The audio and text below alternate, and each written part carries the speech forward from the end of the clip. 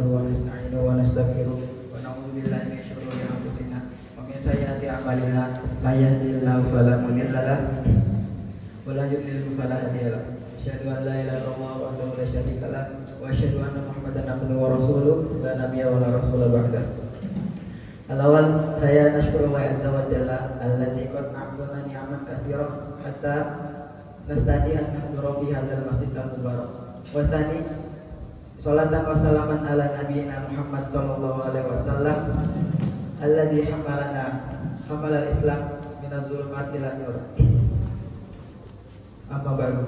Sebelumnya yang saya hormati Bapak-bapak dan Ibu-ibu, Allah Subhanahu wa taala berfirman dalam surat Fussilat ayat 30 yang berbunyi, Innal ladzina qalu rabbuna Allah tsumma istaqamu tatanazzalu alaihimul malaikatu alla takhafu wa la tahzanu wa abshiru bil jannati allati kuntum tu'adun. Wa qala Rasulullah sallallahu alaihi wasallam an Abi Amr wakil Abi Amr Sufyan bin Abdullah At-Taqafi radhiyallahu anhu qultu ya Rasulullah fil islami qaulan la as'alu anhu ahadan ghairak. Qala qul amantu billahi tsumastaqim rawahul Muslim. Jadi tadi itu adalah dua dalil yang membahas tentang keistiqomahan. Pada hadis tadi, hadis an Abi Amr itu ada Abi Amr itu bertanya kepada Rasulullah SAW tentang meminta pendapat Rasulullah SAW. Qul ya Rasulullah, qul li fil islami qaulan, katakanlah kepadaku pada agama Islam qaulan, satu perkataan, la as'alu anhu, yang aku tidak bertanya tentangnya, ahadan ghairaka, salah seorang pun kecuali kepada engkau. Kemudian Rasulullah SAW bersabda, mengatakan kepada beliau, qul amantu billahi tsumastaqim, yaitu kamu katakanlah aku beriman kepada Allah tsumastaqim, dan beristiqomahlah. Jadi hadis yang pendek itu termaksud di dalamnya itu mencakup pokok-pokok agama Islam, yaitu tauhid dan ketaatan.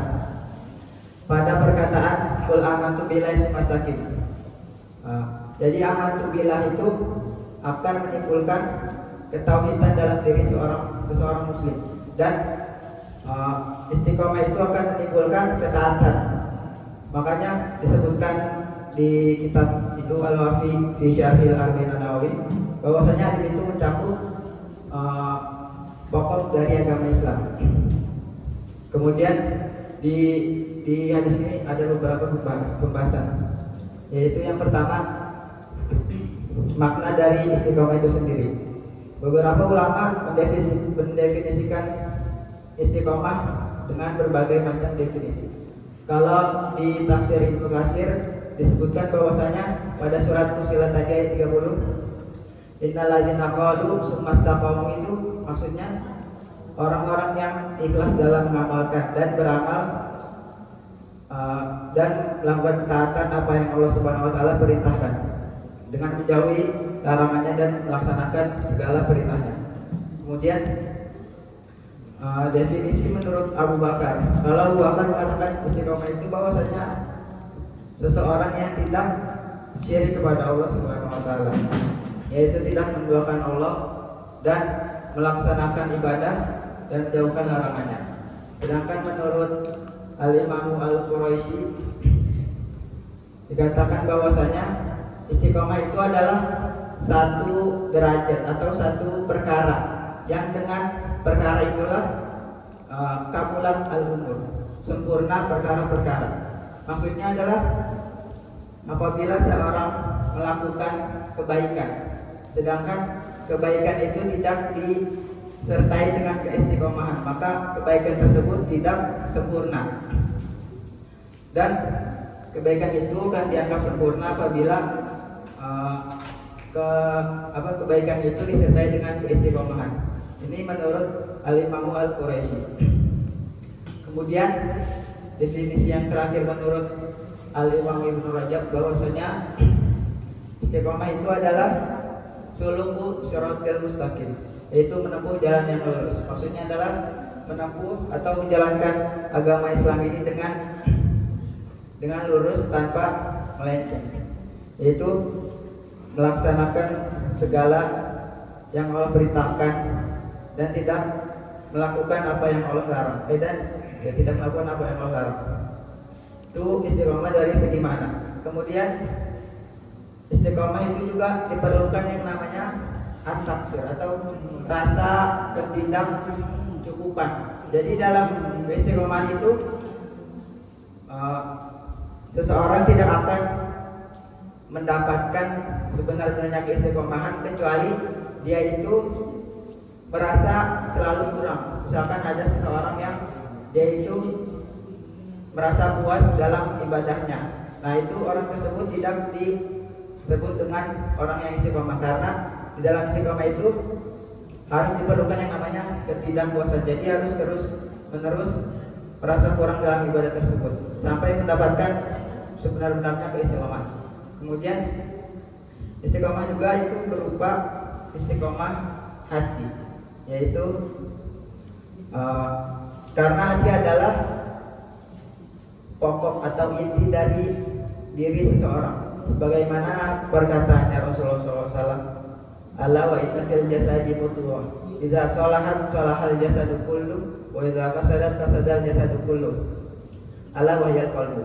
Yaitu ketahuilah bahwasanya dalam diri seseorang itu ada hati. Apabila hati ini rusak, apabila hati ini benar, maka benarlah seluruh anggota tubuhnya. Dan apabila hati ini rusak, maka rusaklah seluruh anggota tubuhnya. Dan hati juga ini adalah raja, dan anggota tubuh itu adalah tentaranya. Yang mana apabila raja ini telah lurus atau telah istiqomah, maka otomatis tentara atau rakyat ini akan menjadi istiqomah juga, karena pemimpinnya sudah istiqomah, maka pengikutnya juga akan istiqomah. Kemudian yang harus diperhatikan juga dalam istiqomah yaitu adalah istiqomah tulisan, yaitu istiqomahnya mulut. Karena Rasulullah SAW bersabda, "La yastaqimu al-imanu hatta yastaqimal qalbu, wa la yastaqimu al-qalbu hatta yastaqimal al-lisanu."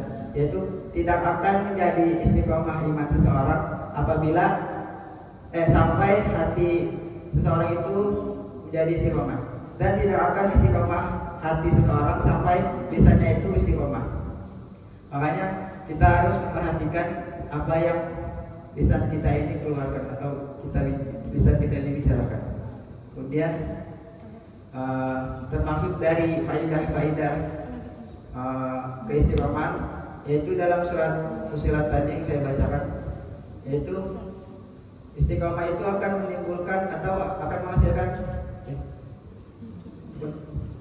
tatanazzalu alaihimul malaikah alla takhafu wa la tahzanu wa basyiru bil jannah. Nah, apabila orang yang telah mendapatkan atau di dalam dirinya itu ada istiqomahan, maka malaikat akan turun kepada hamba tersebut dan akan menghilangkan dalam diri hamba tersebut rasa khawatir atau rasa sedih. Allah takhafu wa la tahzanu. Dan malaikat juga akan mengabarkan kepada orang yang istiqomah ini akan surganya nanti di kelak kiamat nanti. Kemudian pentingnya istiqomah itu Rasulullah SAW memerintahkan kepada umatnya untuk selalu istiqomah. Dan dari Ibnu Abbas radhiyallahu anhu berkata bahwasanya tidak ada ayat yang lebih dahsyat diturunkan kepada Allah Subhanahu wa taala kecuali melainkan adalah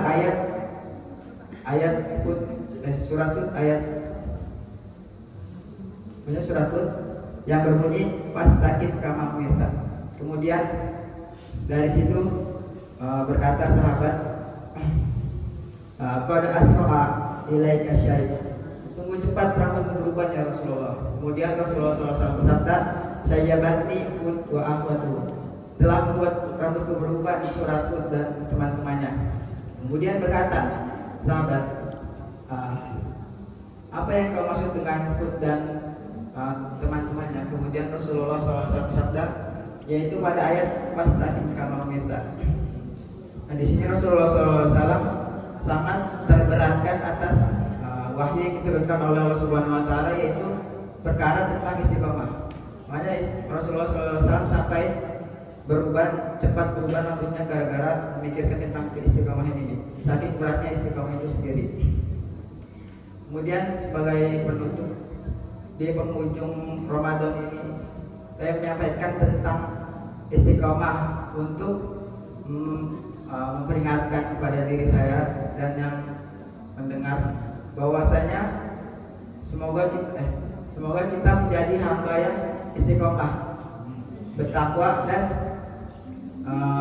melakukan ibadah-ibadah yang telah kita lakukan di Ramadan ini, yang kita lakukan dengan maksimal, supaya kita lakukan di luar bulan Ramadan juga, agar kita termasuk orang-orang yang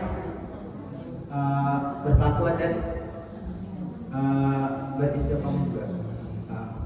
Maka rugilah orang yang dia tidak diampuni dosanya setelah melalui bulan Ramadan.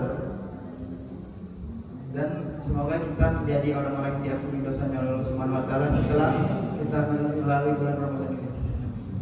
Sekian dari saya. Qul qouli hadza astaghfirullah wa atubu ilaih. Assalamualaikum warahmatullahi wabarakatuh.